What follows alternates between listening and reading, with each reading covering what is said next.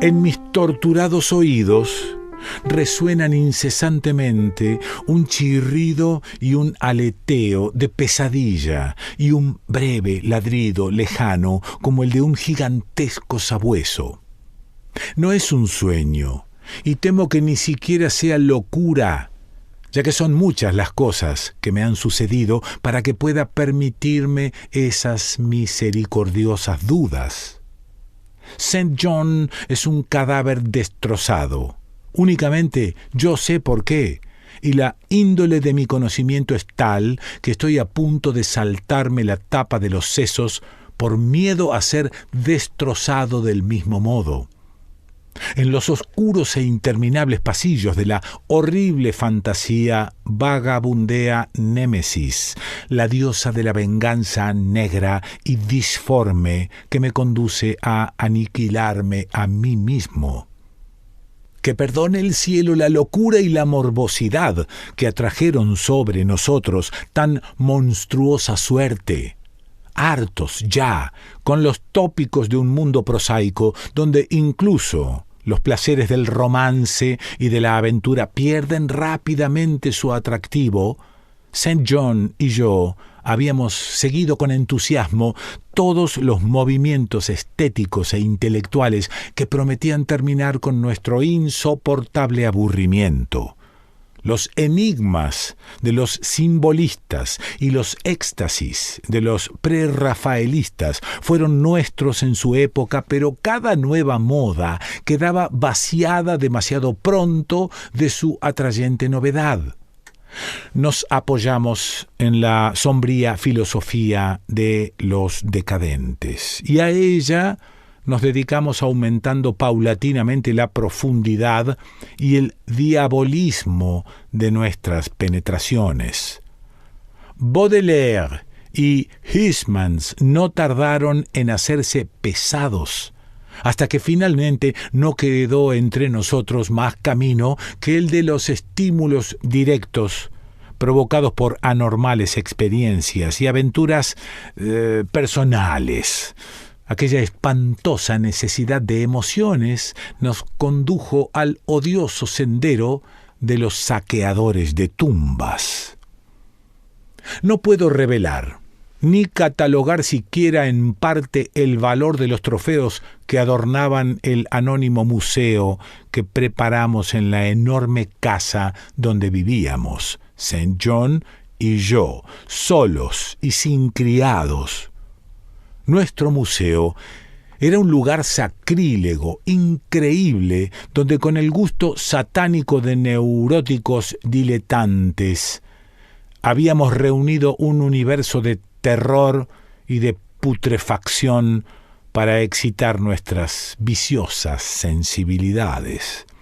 Era una estancia secreta, subterránea, donde unos enormes demonios alados vomitaban por sus bocas abiertas una extraña luz verdosa y anaranjada, en tanto que unas tuberías ocultas hacían llegar hasta nosotros unas veces el aroma de pálidos lirios fúnebres y otras, como me estremezco al recordarlo, la espantosa fetidez de una tumba descubierta.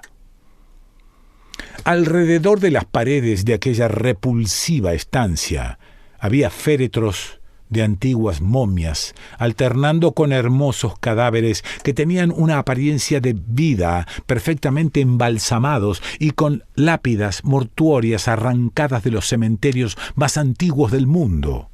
Aquí y allá, unas hornacinas contenían cráneos de todas las formas, cabezas conservadas en diversas fases de descomposición.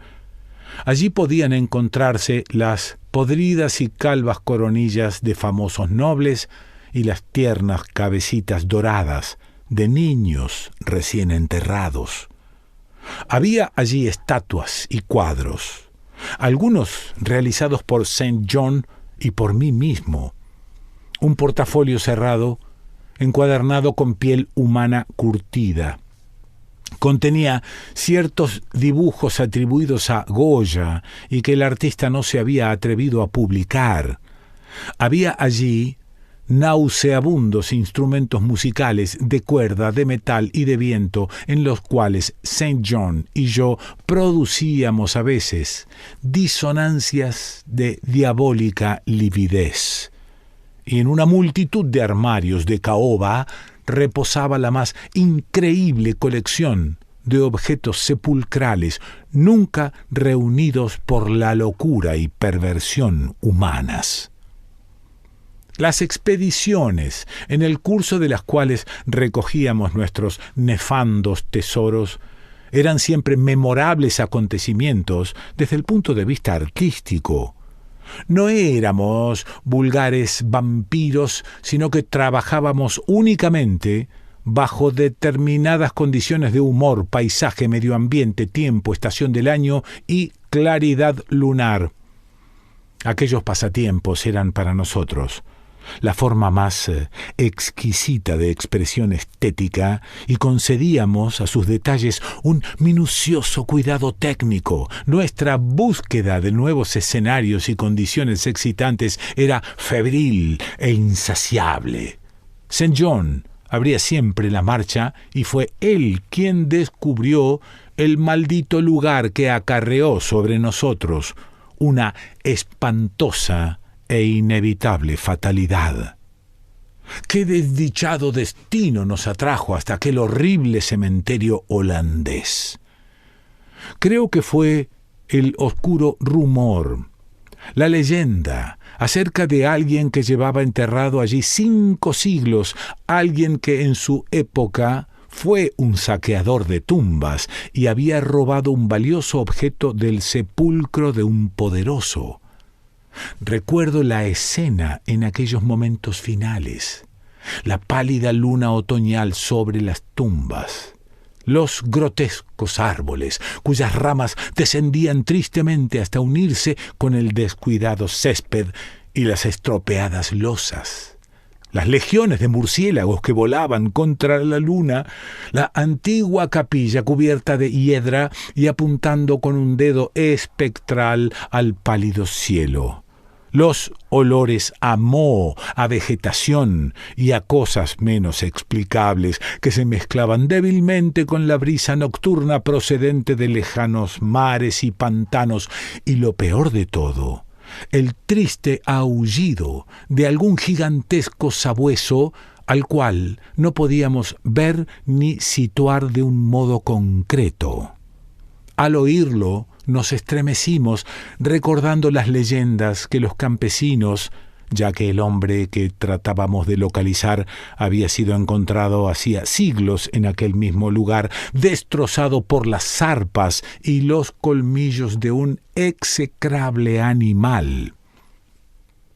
Recuerdo cómo excavamos la tumba del vampiro con nuestras azadas y cómo nos estremecimos ante el cuadro de la tumba, la pálida luna vigilante, las horribles sombras, los grotescos árboles, los murciélagos, la antigua capilla, los danzantes fuegos fatuos, los nauseabundos olores y el extraño aullido de cuya existencia objetiva apenas podíamos estar seguros. Luego, nuestros azadones chocaron contra una sustancia dura y no tardamos en descubrir una enmohecida caja de forma oblonga. Era increíblemente recia, pero tan vieja que finalmente conseguimos abrirla y regalarnos con su contenido. Mucho, sorprendentemente mucho era lo que quedaba del cadáver a pesar de los 500 años transcurridos.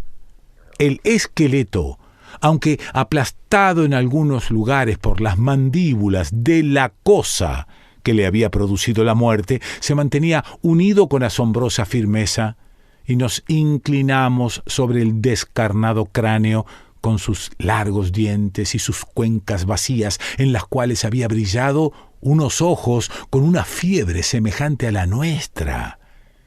En el ataúd había un amuleto de exótico diseño. Representaba a un sabueso alado o a una esfinge con un rostro semicanino y estaba exquisitamente tallado al antiguo gusto oriental en un pequeño trozo de jade verde. Alrededor de la base llevaba una inscripción en unos caracteres que ni Saint John ni yo pudimos identificar, y en el fondo, como un sello de fábrica, aparecía grabado un grotesco y formidable cráneo. En cuanto echamos la vista encima al amuleto, supimos que debíamos poseerlo, que aquel tesoro era evidentemente nuestro botín. Aun en el caso que nos hubiera resultado completamente desconocido, lo hubiéramos deseado. Pero al mirarlo de más cerca nos dimos cuenta de que nos parecía algo familiar. En realidad era ajeno a todo arte y literatura conocida, pero nosotros reconocimos en el amuleto la cosa sugerida en el prohibido Necronomicon del árabe loco Abdul al-Zred, el horrible símbolo del culto de los devoradores de cadáveres de la inaccesible Leng en el Asia Central. No nos costó ningún trabajo localizar los siniestros rasgos descritos por el antiguo demonólogo árabe, unos rasgos extraídos de alguna oscura manifestación sobrenatural de las almas de aquellos que fueron vejados y devorados después de muertos.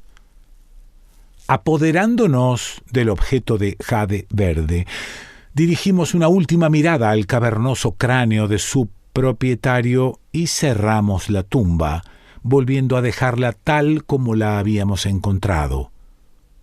Mientras nos marchábamos apresuradamente del horrible lugar con el amuleto robado en el bolsillo de Saint John, nos pareció ver que los murciélagos descendían en tropel hacia la tumba que acabábamos de profanar, como si buscaran en ella algún repugnante alimento.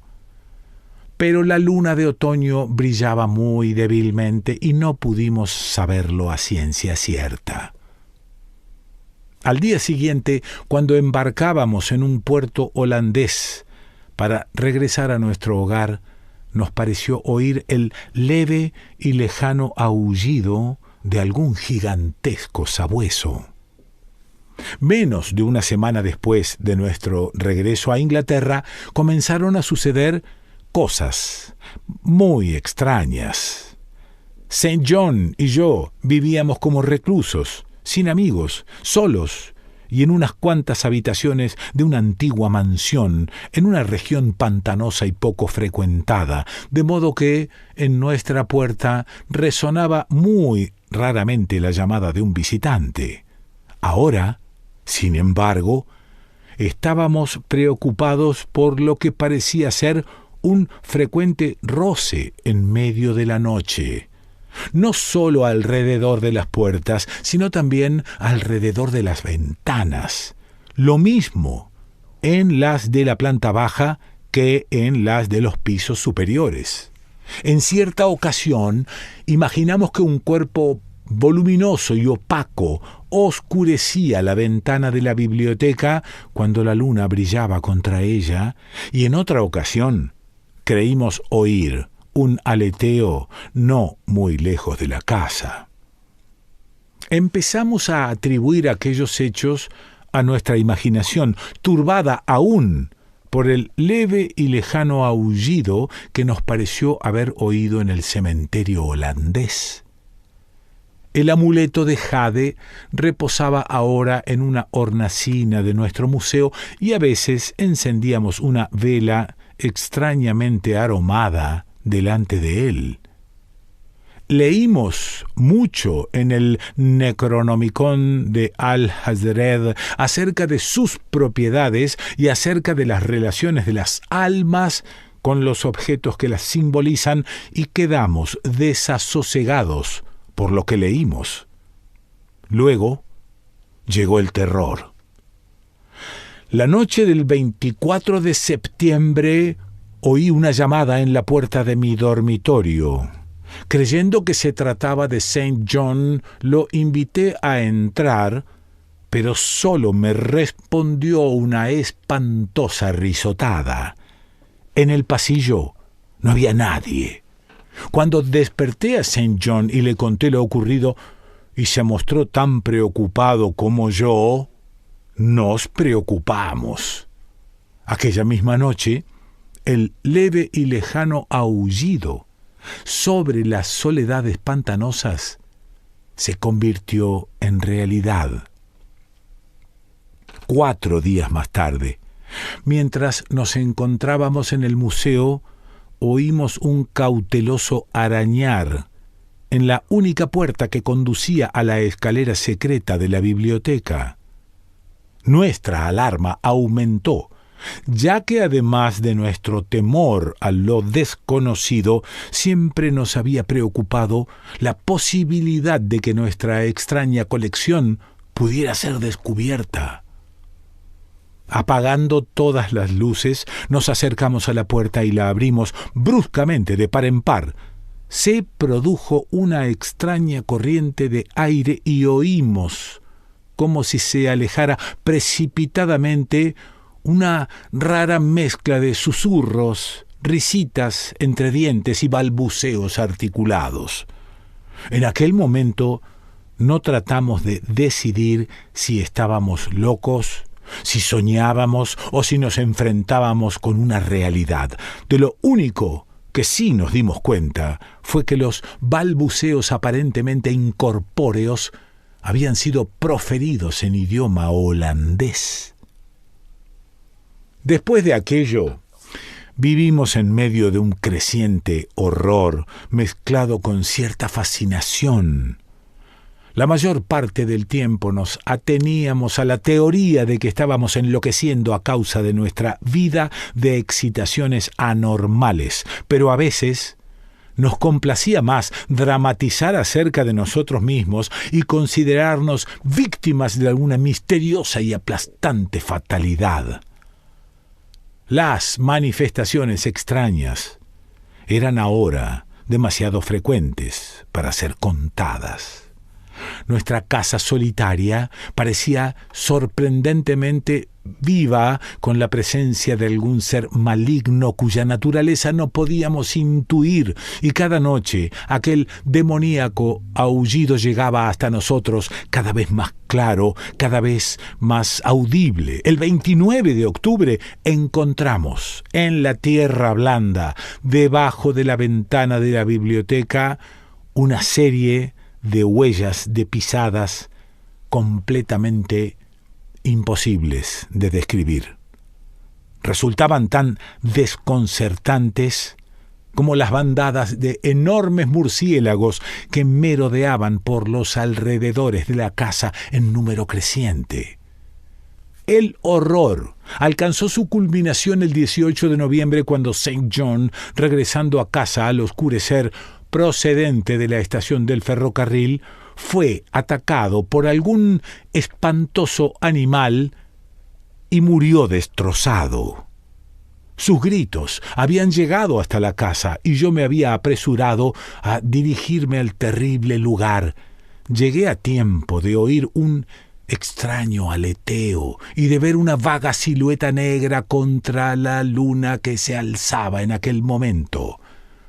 Mi amigo estaba muriéndose cuando me acerqué a él y no pudo responder a mis preguntas de un modo coherente.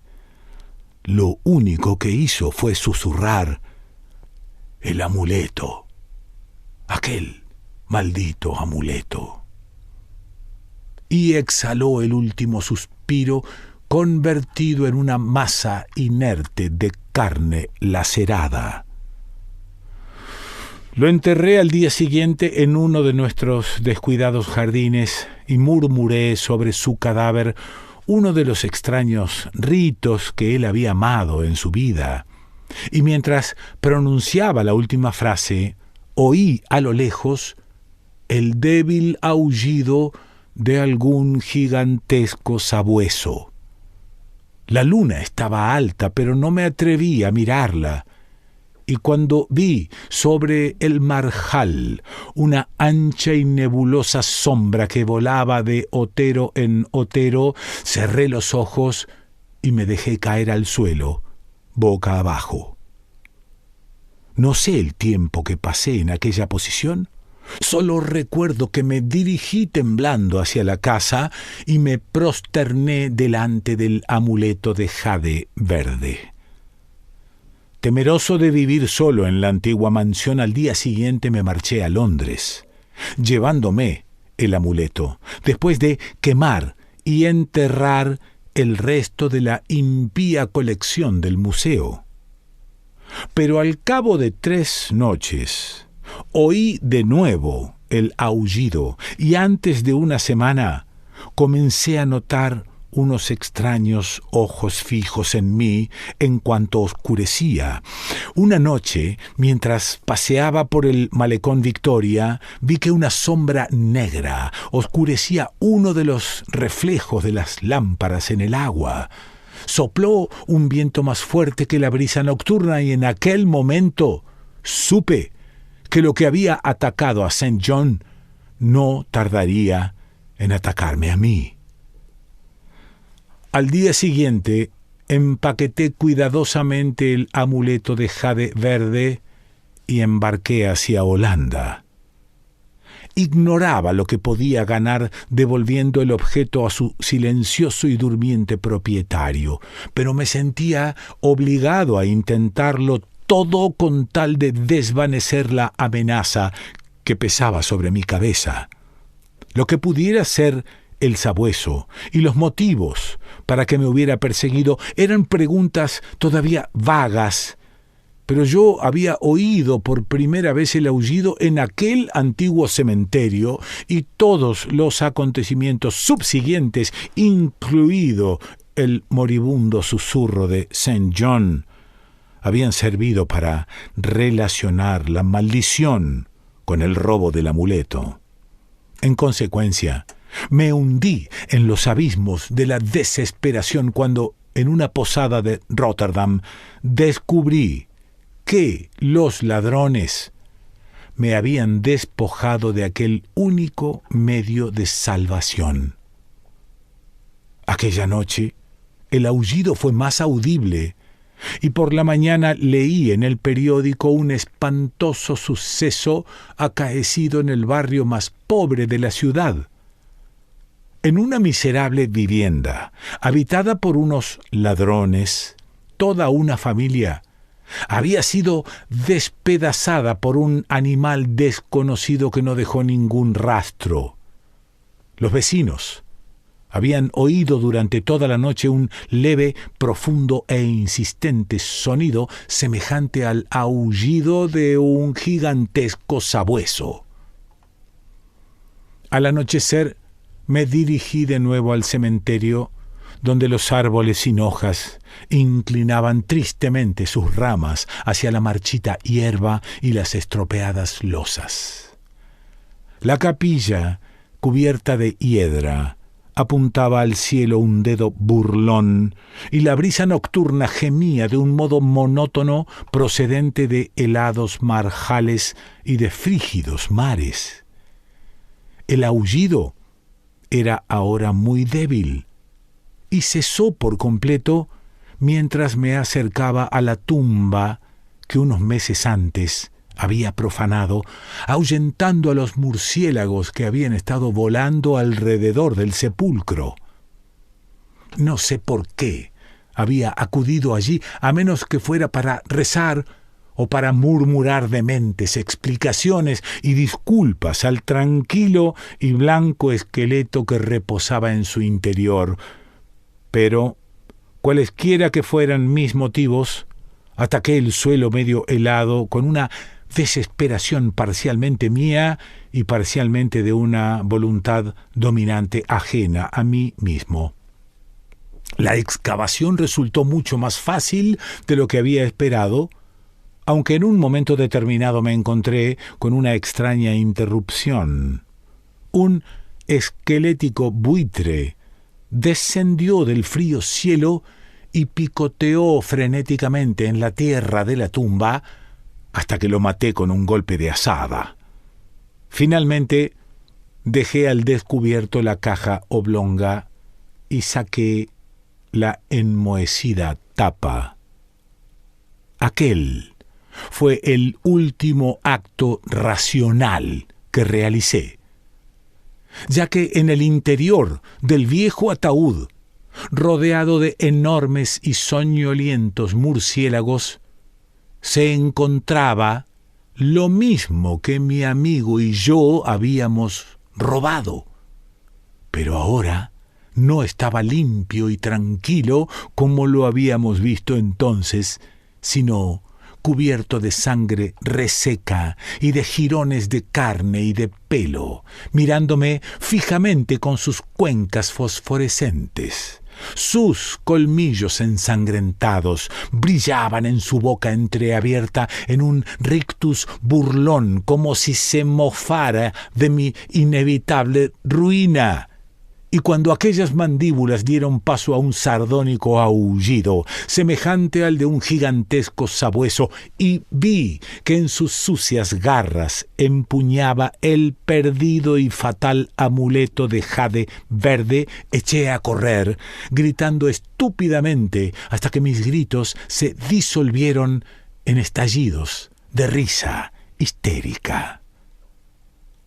Ahora, a medida que oigo mejor el aullido de la descarnada monstruosidad y el maldito aleteo resuena cada vez más cercano, yo me hundo con mi revólver en el olvido, mi único refugio contra lo desconocido.